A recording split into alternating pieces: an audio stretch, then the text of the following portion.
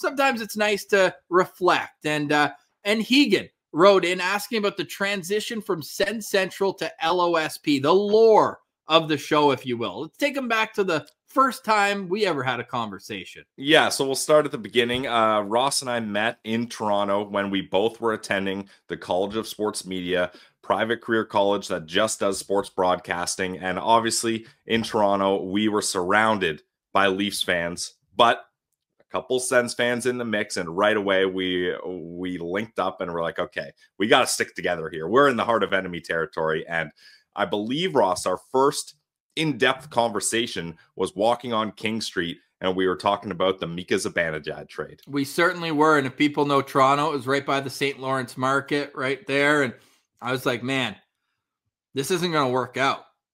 This is tough. We just traded for a guy 5 years older with less stats, maybe a bit more experience, old big game brass, but then it worked out because that spring was the 2017 playoff run, but we knew we had to stick together. So in January of that year, we had already kind of gotten our feet wet at the school, figured out the ins and outs of what we were hoping to do. We said, let's get a little more time. Let's stay after class. Let's be grade A students, right? We're already here. We're paying for the experience, but the facilities are available to us at any time. So there were 4 of us who were Sens fans there. Shout out Jeremy Houston and Chris Parliament, who were the OG members with us at Sens Central. And just once a week, twice a week, we would jump in the radio studio and just pump out SoundCloud podcasts. And I think we got 5 to 10 listens on each one.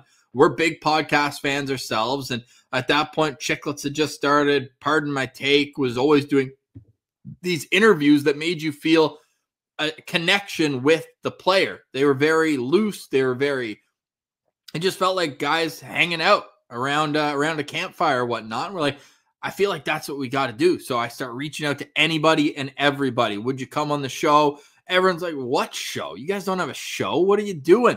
We had Drake Batherson on after his World Junior performance. We had all these young little prospects come on, and John Gruden, I think, came on with Barley. Like, we just did anything we could to establish a presence in the Senators community. And it took a while. It took years.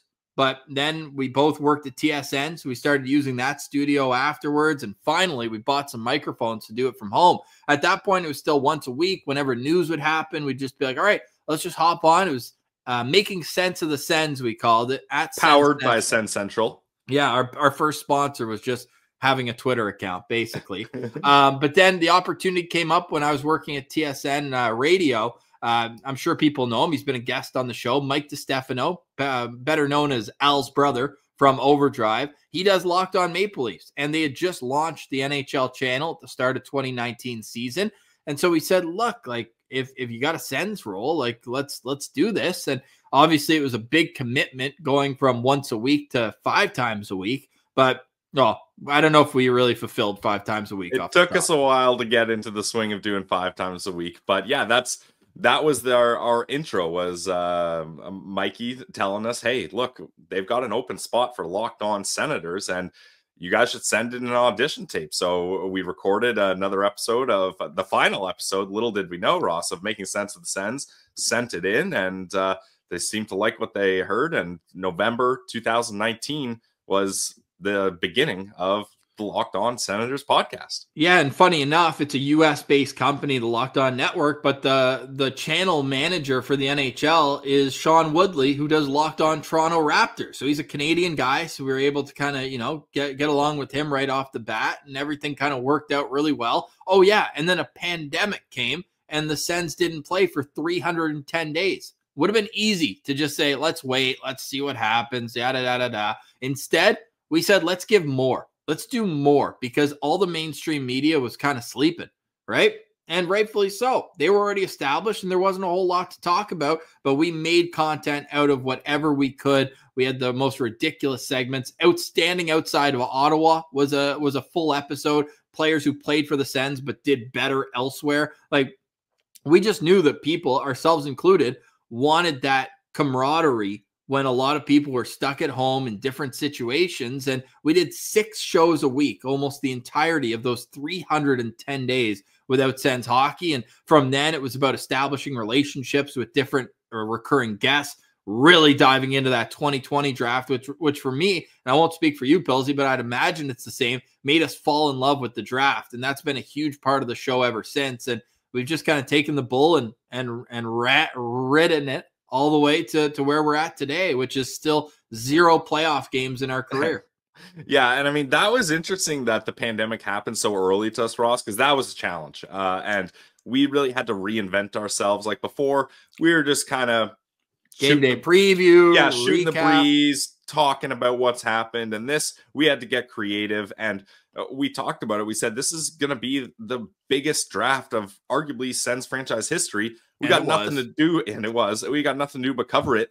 And let's try to be draft experts is a little much, but like, let's really hone our focus in on the draft, cover as much as possible. And that's what we did. And I think too, the one thing that I always fall back on is when we decided that we were going to start a podcast at first, just for fun and to get more reps in at school, is we were at school and we had to do like, you know, news reports of sports going on. You had to do radio hits. We had to do TV shows.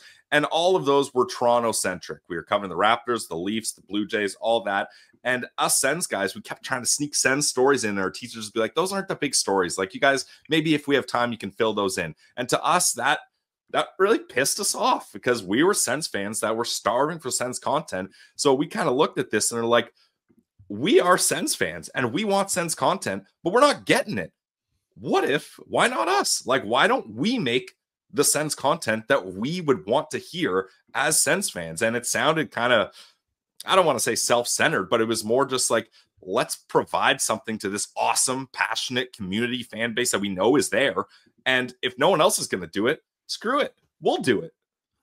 And here we are, episode 1226 of the Locked On Sens podcast, plus 280 postcasts. And we wouldn't be able to do it without the continued support. And obviously, it's been great having sponsors jump on board. You know, at a certain point when you get married, have kid, all that, there has to be a bit of financial backing to it. Can't be putting as much time as we do into that. So we're just super grateful for the community that's kind of elevated us to this point, because at the end of the day, we're just diehard Sens fans. That's what we are. And I think that's what's relatable about us. Whereas we do have media training, but at the same time, when we turn the mics on, we're not like, you know, dialed into being proper and having the capital J journalist feel and this and that. We'll tell you what we're hearing in certain areas, but it's just fans, for fans, by fans. And we stick to that all the way through. So yeah, unless I missed anything, Pilsy, I think that's kind of the story of Sens Central right there.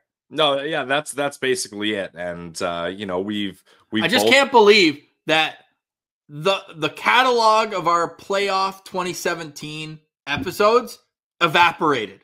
Yeah, I don't know where they went. Yeah, and I wish people could have seen us when we were Making Sense of the Sens and covering that playoff run. It was so much fun. We watched every single game together and covered it together right after. And when the run was over, obviously we were sad, but we were like, it's going to be so awesome doing a podcast covering the playoffs every year. Like, that's going to be, what a blast. It's going to be consistent like this, and things are only going to get better. Then they get Matt Duchene and we're like, oh my God, not only are we going to be covering playoff runs, like we're going to be going deep into the playoffs every year. Yeah, that didn't happen that way. But like I said, Ross, the shortcomings of the Ottawa Senators has actually been good for us. It's challenged us to get creative, find different ways to get fans involved, be interesting even throughout lots of negativity, and we're coming out the other side this season. I feel it. Yeah, really feel that way for sure. We've covered ownership changes. We've covered it all. It feels like in the years that we've been doing this, 5+ now with Locked On, and 7 overall. The matching of the Senators playoff drought.